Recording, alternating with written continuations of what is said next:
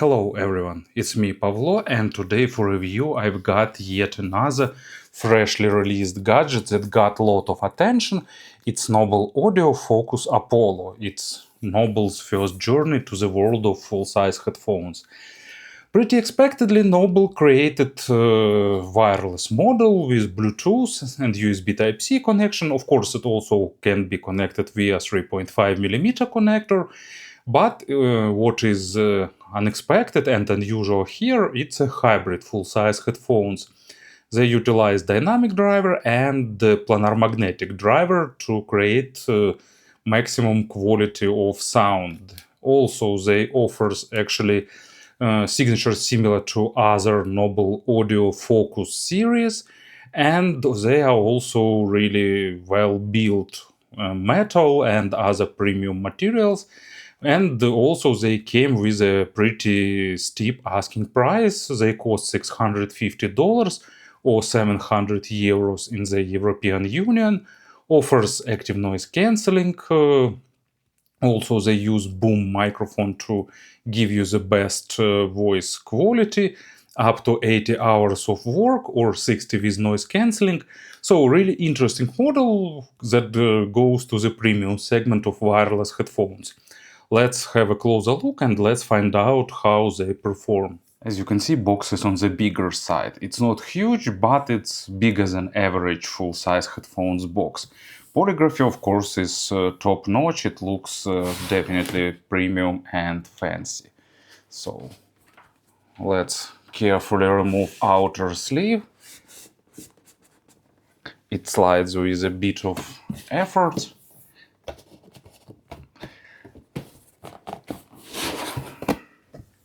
Not really convenient to do that when you have a camera in front of you. So, yep. That's done, and now you can flip open the box. And inside you basically getting just case, and that's it. So let me remove the box from the table and we'll proceed. Not the most compact case, probably it could have been reduced in size a little bit, but it's made for maximum protection of the contents, and in this aspect it feels really sturdy and reliable. Nice soft zipper, and inside we have manual, pouch, what's inside. Let's see what we're getting. Airplane adapter, probably not something you expect to get in the accessory set for the Bluetooth headphones. Then Pentacon adapter, 6.3mm adapter, boom microphone. Actually, that's a great idea. I really like it. Then you're getting headphones themselves. USB Type-C to USB Type-C cable and the 4-pin audio cable. So as you can see, accessory set is pretty generous. Design is great, but probably it's something to expect for this price tier. They definitely looks as premium as any other wireless headphones of this segment. I like this one-sided yoke. I like this color. It's that tint of grayish metallic color that often referred as titanium. So cups, yokes and headband made of metal. Looks and feels really solid. You can see the attention to details, so build quality is top notch. Headband has nice clamping force. They are not too heavy and they distribute weight pretty well. But one drawback, if you don't have a lot of hair, as well as I do, this part, it's made of some kind of Alcantara-like material. It has nice stuffed padding inside, but it gives me a bit of overheating on top of my head. But it's like only during long listening sessions. And I like this material. It's some kind of rough fabric but probably it will gather fingerprint grease and definitely will lose a bit of charm with time. But probably it can be carefully washed some way. I like size adjustment. It has nice, well-defined clicks. Also, I really like that they provided 180 degrees rotation. Kind of nice. You can pull them flat any way you'd like to have it. Also, nice tilting and swiveling cups, providing the best possible fit. Also, cups are really nice, made of protein laser and have some memory foam inside. So, if you're interested in size as well as many other people do, so let's do rough measurements. So 6 centimeters by well, a bit bigger than 4.5, a bit shorter than 5. Not the most spacious, but my ears fit here well. Not perfectly, and depth is 2 centimeters. 2.5 centimeters. We can probably say that safely. My ears fitting nicely, but probably if you have big ears, they will be touching the inners of this cup. Anyway, good wearing comfort, but as usual, you'll need to make some breaks to let your ears cool down a little bit. So, what we have in terms of controls? Here is a microphone connector, and also they have a hardware microphone on-off toggle, which mute, which I think is a pretty good thing to have for some cases. Here is USB Type-C connection, and it can be used for charging, but in general it works up to 80 hours long. I used it for about 30 hours, and they are not battery is not drained yet, so can't say for sure is it 80 hours, but probably it's a realistic estimation.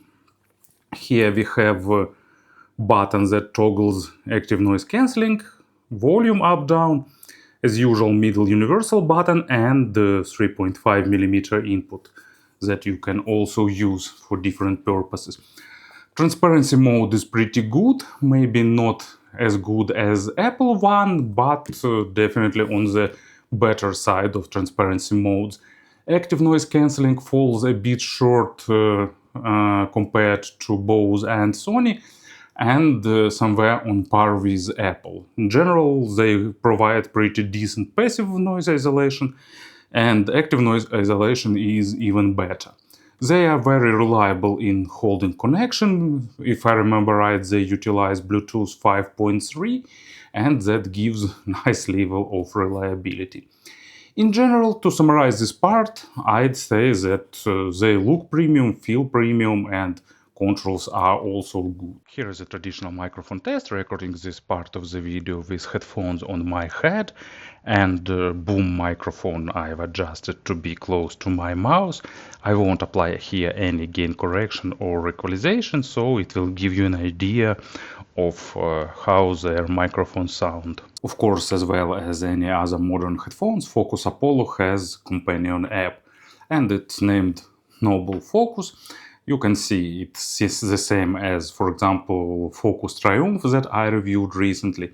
You can see the photo of the device, music navigation buttons, and also here you can see toggles for the ambient mode. Active noise cancelling, ambient mode transparency, and active noise cancelling off. Also, they've put here a link to the personal equalizer. You can adjust 10-band equalizer, you can select some presets, and you can do your own hearing test. As usual, you select how many beeps you've heard, and based on that, application creates equalizer preset for your hearing. And here they have this drop down, same link for the equalizer. In the settings, you can select tone switch, volume, language, and active noise cancelling displaying. Also, you can update firmware and disconnect. So, pretty minimalistic application, but in general, I'd say that you're getting equalizer, you're getting custom equalizer based on your hearing, and this application doesn't require some login or something like that. So, in my opinion, it's sufficient enough. Speaking about the sound, of course, it's worth mentioning that you have equalizer, so you can adjust sound signature in pretty wide range to your liking. So I will describe sound for the neutral position with LDAC codec. But in general, I'd say that all types of digital connections, I mean LDAC codec with, for example, M17 by FiO, AAC codec with my iPhone, and USB Type-C connection with my MacBook and iPad gives about the similar results. Probably we're seeing development in wireless codecs, so they're sounding better and better. It's definitely offering deeper bass compared to models of 3-4 years ago, and probably it's some kind of digital reconstruction here involved too. It uses Qualcomm chipset, so you are supposed to get the best results, and they deliver it. In terms of signature, it's pretty in natural position. It's pretty close to other noble FoKus models. For example, FoKus Triumph that I reviewed recently. They are V-shaped, they are fun, definitely not natural, not trying to be monitoring, resolving, audiophilic. They are tweaked to be fun, engaging with pretty big bass, compensated by accent in the treble area. And if you don't like that, of course, you can adjust that a little bit. Bass is deep, it provides good amount of body, it's definitely accented. It's not super fast, but good in representing textures. Resolution is okay, not great, but pretty nice. You're getting a bit of small nuances and details for the acoustic instruments, but not too much. In general, bass is pretty powerful with own character. If you like big bass, you'll be satisfied. If you don't like, you can adjust that. Sometimes, of course, bass can shadow mids, but it's not the full drawback of these headphones. It's just the way it happens with accented low frequencies. In general, pretty enjoying bass, especially if you like weight, when you like impact and rumble. That's why I selected Angel by Massive Attack as an example, and this track has a really powerful, solid bass foundation, which is represented really well by these headphones. So Noble managed to squeeze a lot from these dynamic drivers. And on top of that, you're getting different 3D effects, vocals, and other instruments for the mids and high frequencies that are represented by the planar driver, and it sounds really good in terms of this engaging contrast. Mid frequencies are like dividable into two parts. On the lower mids, you're getting a slight hint of additional weight because it's rendered by the dynamic driver. On the upper mids, you're getting additional spiciness where this planar kicks in and shows its own character. So a hint of additional weight for the low notes of instruments, for the male vocals, a bit of additional clarity and aggression for the instruments that goes to the upper mids and lower treble area. Not natural, but pretty engaging tuning option.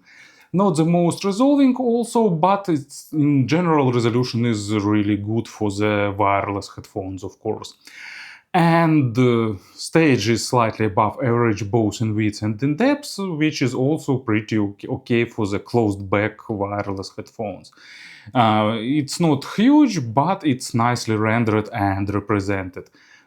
Good amount of emotions and good dynamics. Emotions are a bit highlighted to make everything a bit more spicy and engaging. As an example, it's Joe Cocker, Unchain My Heart, and great vocal that stands from the rest, that it's easy recognizable with great emotions. Of course, really good accompanying instruments, but of course, main stage here is the vocal, and these headphones deliver it on a pretty good level. Not probably at 100%, but I'd say 90% of emotions and Joe Cocker's character is present here. And the treble, of course, it's suffering a bit from the wireless connection, but in general it has good extension. It's a bit spicy, but not too much. I won't say that it's too harsh, but there is a slight hint of added energy to compensate the powerful bass and at the same time make sound a bit more airy and transparent. Resolution is normal once again, good for the wireless headphones, normal for the wired ones, let's say it this way. Of course, we don't speaking about some layering, but in general overtones are rendered pretty well without any big issues. And as an example, it's Miles Davis, Spanish key, lot of instruments, and of course trumpet with lot of overtones goes to the treble area, and these headphones plays that part nicely. Also wanted to say a few words about the wired connection. Actually, they are pretty good in wired connection with everything turned off. I mean electronics. With a good source, you're getting pretty enjoyable sound. But of course, it doesn't make much sense in using them this way. For this price, you can get better wired headphones. But as an extra bonus feature, it's pretty good. And it's really fun and engaging in wireless mode. I'd probably still use it in wireless mode more because it's convenient. Speaking about the compressions, first models that came to my mind, of course, Bowers & Wilkins PX8 that I reviewed some time ago. They somewhat remind me that PX8 both in terms of design and in terms of Lowe's signature. They both tuned to be a bit on the fun side, a bit on the weighty side, but in general, in terms of sound, I'd say that this model is slightly better because it offers more detailed and more energetic, more airy upper, mid, and treble, so giving you a bit more refined, bit more saturated sound. I haven't heard PX9, maybe they also improved sound, most likely they improved the sound, but I haven't tested. Compared to Apple, purely in terms of sound, I'd say that this model is more fun and more detailed on the upper, mid, and treble area. And on the bass, here you're getting more powerful low frequencies. So Apple is more natural and slightly less fun and engaging. And speaking about, I don't know, Sony, Sennheiser, Bose, of course, this model is better in almost any sound-related aspects, but it's probably unsurprising. And also it's better in terms of build quality, and in terms of active noise cancelling, Sony is slightly better, Sennheiser is slightly worse, Bose is also slightly better. So to summarize, actually, I'd say that Noble created a pretty good full-size wireless model. Of course, there is a bit of premium tax here in terms of price, but it definitely stays pretty strong against other competitors in this price segment, offering fun and engaging and at the same time pretty technical signature. Thank you for listening, thank you for your attention, and of course have a great day.